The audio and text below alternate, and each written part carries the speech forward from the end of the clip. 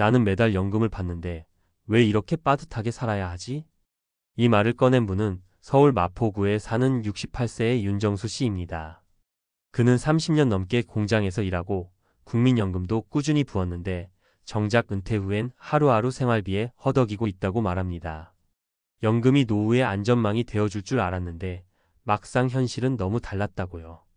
이 이야기는 윤정수 씨만의 이야기가 아닙니다. 요즘 거리에서 만난 60대 이상 어르신들의 인터뷰를 들어보면 대부분이 비슷한 걱정을 안고 살아갑니다. 연금은 있는데 왜 생활이 이렇게 힘들까? 오늘은 그 질문에 대해 진짜 이유를 하나하나 짚어보려 합니다. 누구도 내 노후를 책임져주지 않는 이 시대, 우리가 지금이라도 알아야 할 진실이 있습니다. 첫째, 연금만으로는 생활비가 턱없이 부족합니다. 국민연금 평균 수령액은 2024년 기준 월 약 6,070만 원대. 이 돈으로는 기초 생계조차 감당하기 어려운 게 사실입니다. 사례 1.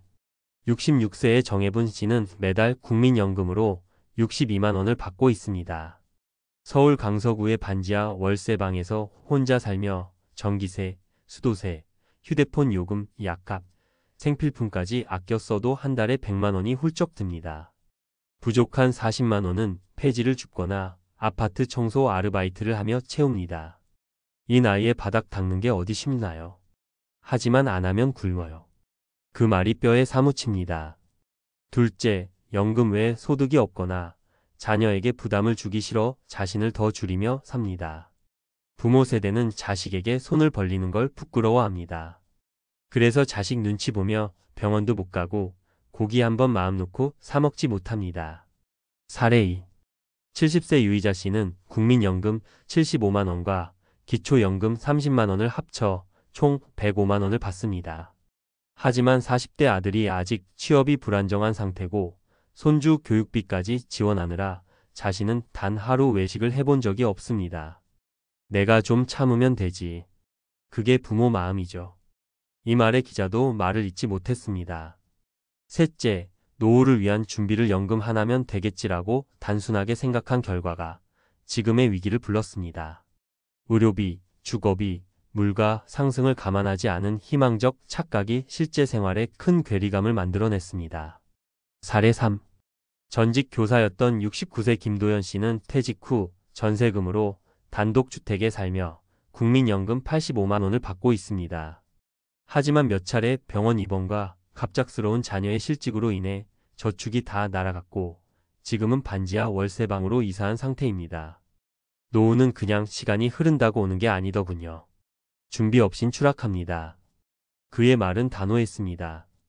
이처럼 연금은 분명 필요하지만 그것만으로는 충분하지 않다는 게 핵심 진실입니다. 기초적인 생활비 외에 의료비, 주거비, 돌발 지출, 인플레이션을 감안한 설계가 없으면 연금만으로는 하루하루를 유지하기도 어렵습니다. 그래서 지금이라도 늦지 않았습니다.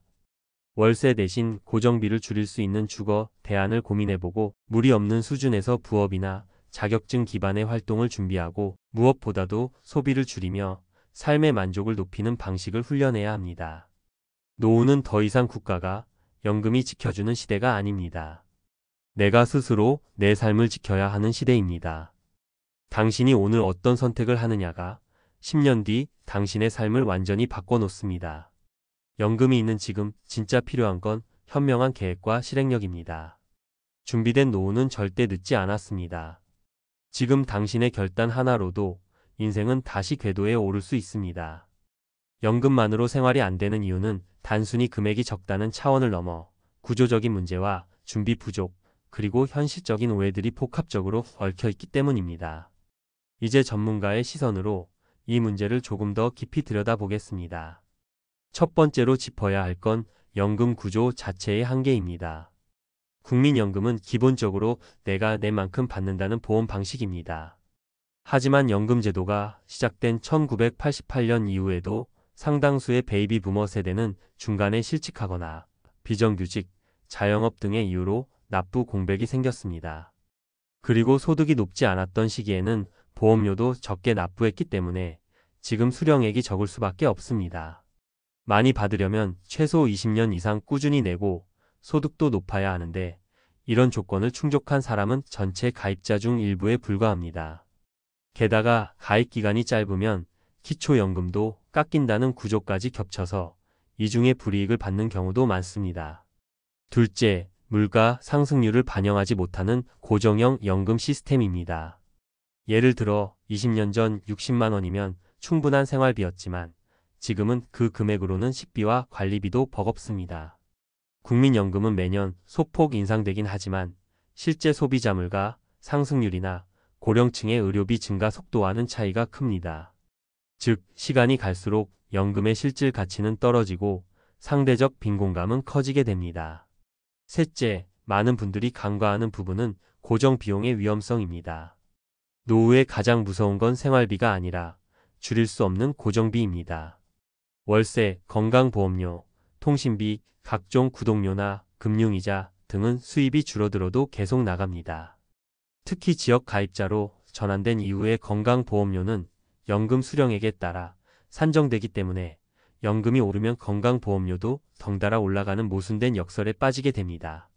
이걸 모르고 퇴직 후 이 정도면 되겠지 하며 설계했다가 막상 고정 비용으로 허덕이는 경우가 아주 많습니다. 그럼 어떻게 해야 할까요? 실제 전문가로서 권하는 전략은 크게 세 가지입니다. 첫째, 고정비를 최대한 줄이는 전략적 축소가 필요합니다. 이건 단순히 아끼자는 말이 아닙니다.